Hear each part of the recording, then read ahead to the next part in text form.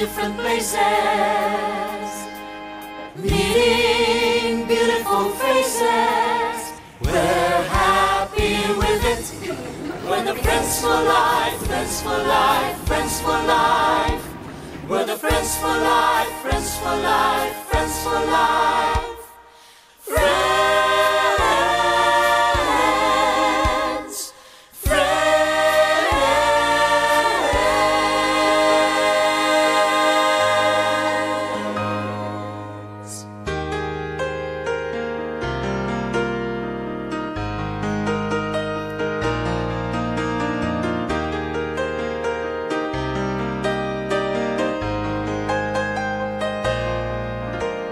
We've been called by God to share our talents throughout the land, with much hope and courage to share around.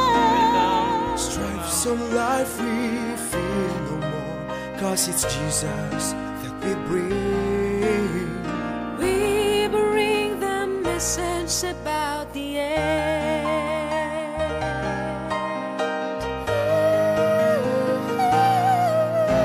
The world has made an offer.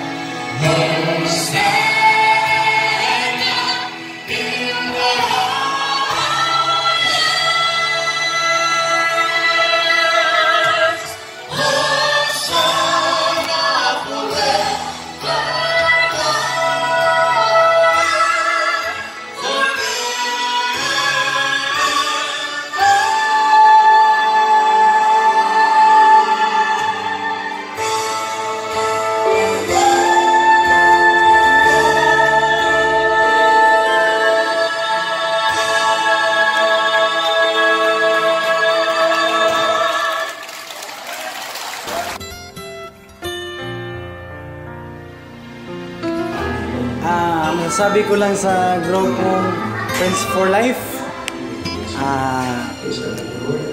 maganda yung performance nila, tsaka yung mga boses nila, nakaka-inspire. Parang gusto ko rin sumama kumanta pero parang hindi yung boses ko, pero God bless sa inyo kasi naka-inspire kayo ng maraming Christian, tsaka naka-inspire rin kayo ng mga youth. Sana marami pang mga project or marami pang magbigay ng kanilang mga pangailangan ninyo in terms of finance. Sana magpatuloy ninyong mithiin na magbigay ng mensahe through songs, mensahe kang Jesus. God bless sa inyo, sana mabuhay kayo, tsaka long live. Yun lang masasabi ko sa Friends for Life. So, thank you. Okay, good morning everyone.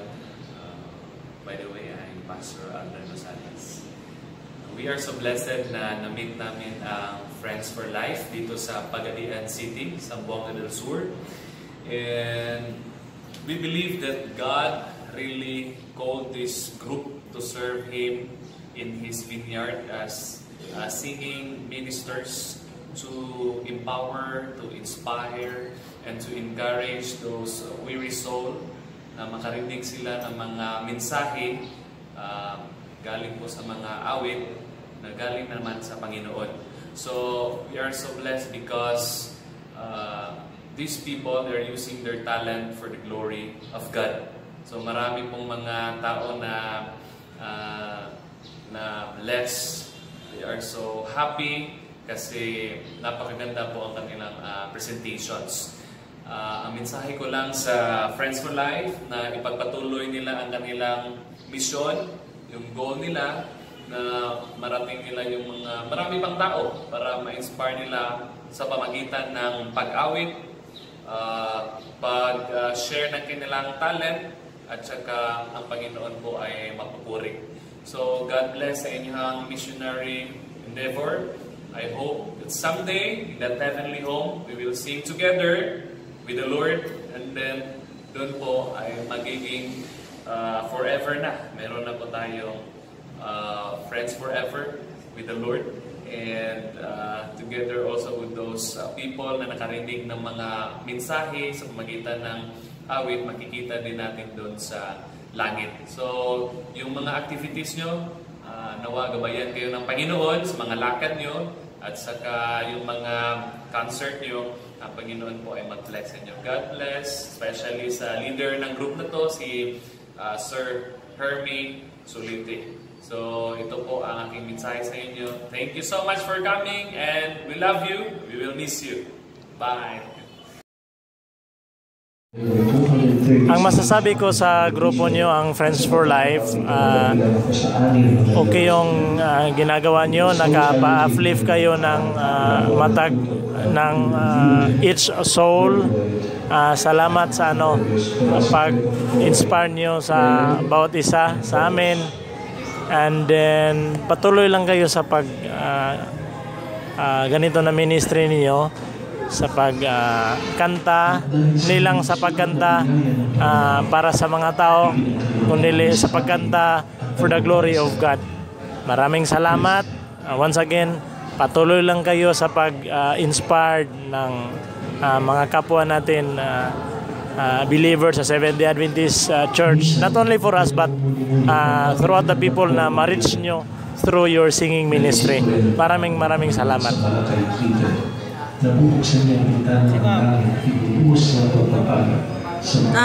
I was amazed by the songs, especially yung mga babae. Wala sila, same lang sa mga artist po na ilang ikanta, copy-paste. Ang mga song, hangang-hanga ako sa kanilang for now, at this moment, sa pagkakilala ko yung isa, yung lalaki, na-inspired kami lalo. And we Adventists also are proud in behalf of Adventists, proud kami sa talent ng mga Friends for Life. Very inspiring, especially sa mga youth na kahit wala silang makuha na, especially sa financial, willing pa rin sila para mapatuloy yung ministry nila through singing and through music. And mensahe ko para sa kanila is sana marami pa silang ma-inspire, ma-touch na lives para magbalik loob sa Panginoon, and more blessings for their group.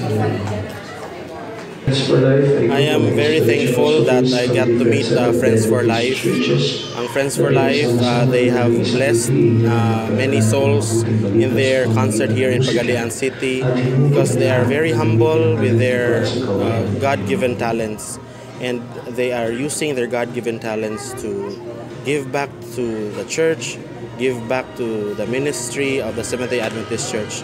That is why they are also doubly blessed.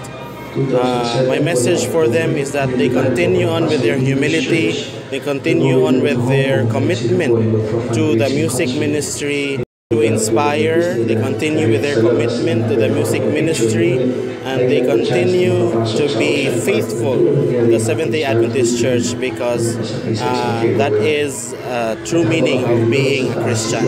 I would also like to tell them that they continue on with the spreading of the good news that Jesus Christ is coming back soon. Thank you very much.